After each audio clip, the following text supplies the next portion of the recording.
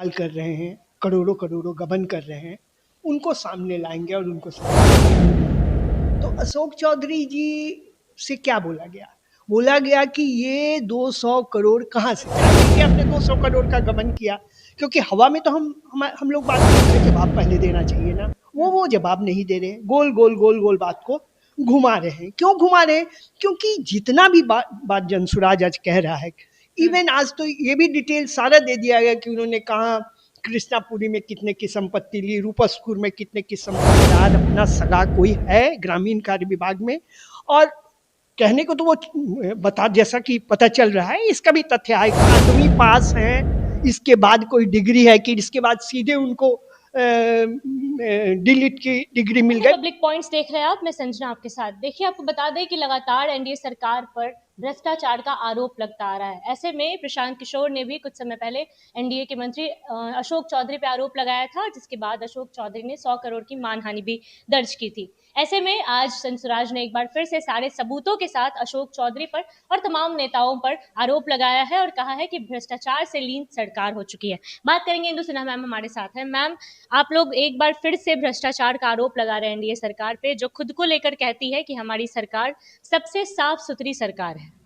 सबसे पहले तो मैं पब्लिक पॉइंट को वेलकम करती हूँ, धन्यवाद देती हूँ कि ऐसे ज्वलंत मुद्दों को सीधे सीधे जनता के पास लेके जाते हैं और जो सच्चाई है उसको वो रखते हैं, इसलिए आपका बहुत बहुत धन्यवाद। दूसरी बात, जो आपने प्रश्न पूछा उसका मैं जवाब देना चाहती हूँ कि जनसुराज तो बिहार बदलाव के लिए आया है, इन भ्रष्टाचारियों को जड़ से उखाड़ने के लिए आया। आपने सुना होगा, हमारे प्रणेता कहते हैं कि यदि हम जीत गए, हमारी सरकार बनी, तो हम बिहार के 100 ऐसे भ्रष्टाचारी नेताओं पर जो बुरी तरह से जनता के पैसे को बद इस्तेमाल कर रहे हैं, करोड़ों करोड़ों गबन कर रहे हैं, उनको सामने लाएंगे और उनको सजा दिलवाएंगे। आपने इस बात को ध्यान दिया होगा और उसी की ये शुरुआत है।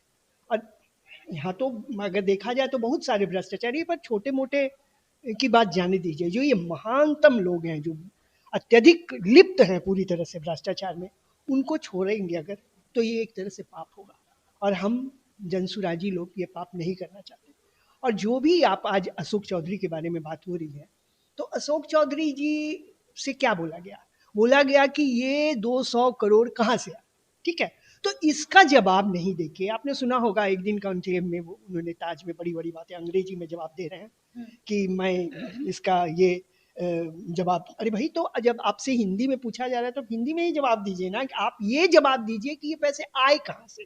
इस बात का जवाब नहीं देके वो बाकी सारी बातें कर रहे हैं। उन्होंने 100 करोड़ का मानहानि का ये प्रशांत जी को भेजा है हमारी पार्टी में, तो उनको इस बात का ज्ञान नहीं है कि ये मानहानि का केस क्या क्या कहना चाह रहे हैं।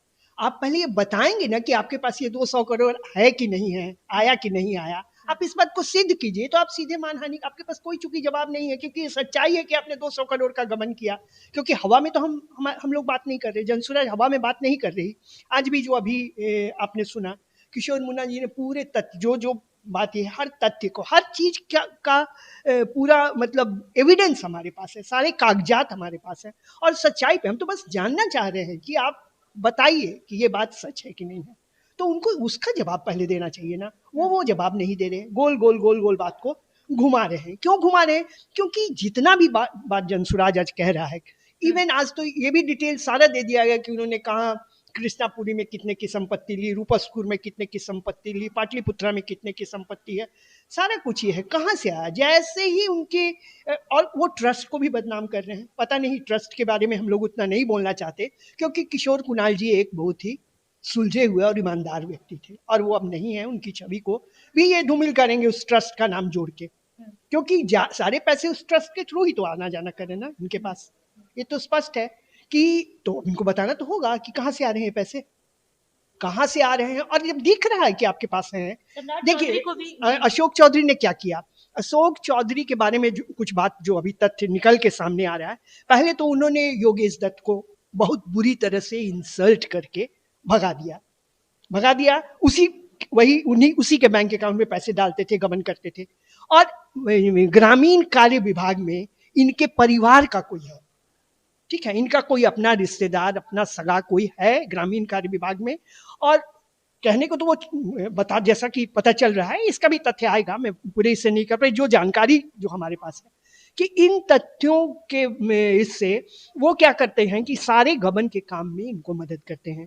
वो छोटे पोस्ट पर हैं लेकिन बहुत ही महत्वपूर्ण व्यक्ति हैं। क्यों है? क्योंकि मंत्री के खास व्यक्ति हैं। सम्राट चौधरी से भी जब ये सवाल पूछा गया तो उन्होंने कहा है कि हर बार हम जवाब देते हैं और इस बार भी हम जवाब देंगे। उन्होंने अभी तक कोई तथ्य नहीं रखे, अपना कोई विचार नहीं रखा। उन्होंने कहा कि इसका भी जवाब हम जरूर देंगे। सबसे पहले तो सम्राट चौधरी से जो प्रश्न बार बार किया जा रहा है, देखिए, नेताओं के लिए कोई डिग्री और ये हमारे यहाँ संविधान में नहीं, लेकिन क्या पढ़े लिखे नेता नहीं होने चाहिए? पढ़े लिखे नेता तो जब जब हम पढ़े लिखी जनता के लिए बोलते हैं कि पढ़े लिखे होने चाहिए, तो उस जनता को जो रास्ता दिखाएगा, नेता कौन है? जो जनता के लिए कुछ करेगा और जनता को तो रास्ता दिखाएगा। तो वही अनपढ़ होगा तो कैसे काम चलेगा? तो अशोक, ये सम्राट चौधरी ने तो अभी तक क्लियर नहीं किया कि वो 7वीं पास हैं, इसके बाद कोई डिग्री है कि इसके बाद सीधे उनको डिलीट की डिग्री मिल गई। मतलब कहने की बात यह है कि मैट्रिक पास है कि नहीं, बस यही पूछा जा रहा है। वो तक सफाई तो वो नहीं दे रहे, तो वो क्या बात बोल रहे हैं? काफी सवाल लेंगे मैम। तेजस्वी यादव ने आज पटना में महिला सशक्तिकरण संवाद किया है। एक तरफ नीतीश कुमार हैं जो महिला सशक्तिकरण की बातें करते हैं, दूसरी तरफ आज संवाद के दौरान उन्होंने कहा कि जितनी महिलाएं आई हैं वो सभी उनको आशीर्वाद देने आई हैं और इस बार तेजस्वी मुख्यमंत्री बन जाएंगे। क्या कहेंगे? देखिए, जो बहुत मुश्किल से जंगल राज से निजात दिलाए, ठीक है, ये काम हमारे अभी जो मुख्यमंत्री जी हैं उनका इसमें बड़ा रोल रहा है, और उन्होंने काम किया। लगभग 20 साल में आधे, इसमें 8-9 साल उन्होंने काफ़ी काम किया। पहले 5 साल तो उनका काम दिखाई देता है, उसके बाद भी काम किया, और शायद वो करते रहते, लेकिन उनके चारों तरफ जो लोग हैं उन्होंने उनको इस तरह से ऐसा ये कर दिया कि ये कहना बेकार है कि उनको जानकारी नहीं, उनको हो सकती है सारी चीज़ की जानकारी है, लेकिन अभी वो इस स्थिति में है ही नहीं कि वो कुछ निर्णय ले पाए।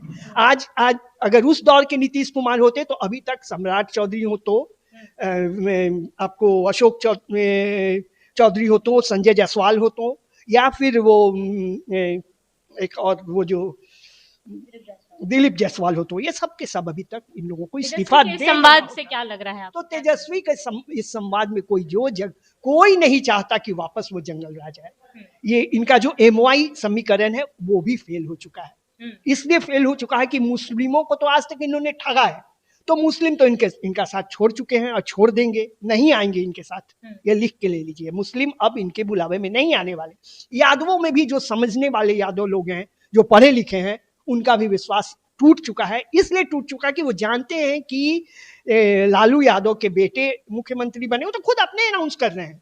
किसी ने आज तक अनाउंस नहीं किया कि मैं ही मुख्य, लेकिन ये तो हर बैठक में, हर सभा में, हर चीज में ये अनाउंस कर रहे हैं कि मैं ही। जी, किसी ने कुछ नहीं कहा अभी तक, आप मार्क कीजिए, लेकिन ये बार बार कह रहे हैं कि मैं मुख्यमंत्री बनूंगा। तो ये अपने आप को मुख्यमंत्री मान के चल रहे हैं, तो इनकी बुद्धि की बलिहारी है, और इससे ज्यादा मैं कुछ कहना नहीं चाहती। तो तेजस्वी खुद को खुद ही मुख्यमंत्री मान रहे हैं, इस बात में कोई संशय नहीं है, क्योंकि कल राहुल गांधी भी पटना में थे, लेकिन एक बार भी बैठक के बाद उन्होंने नहीं कहा कि तेजस्वी यादव ही मुख्यमंत्री का चेहरा रहेंगे। ऐसे में अशोक चौधरी पे भी लगातार जनसुराज हमलावर है और तथ्यों के साथ, सारे सबूतों के साथ आज प्रेस वार्ता करके अशोक चौधरी पे सारे आरोप लगाए गए।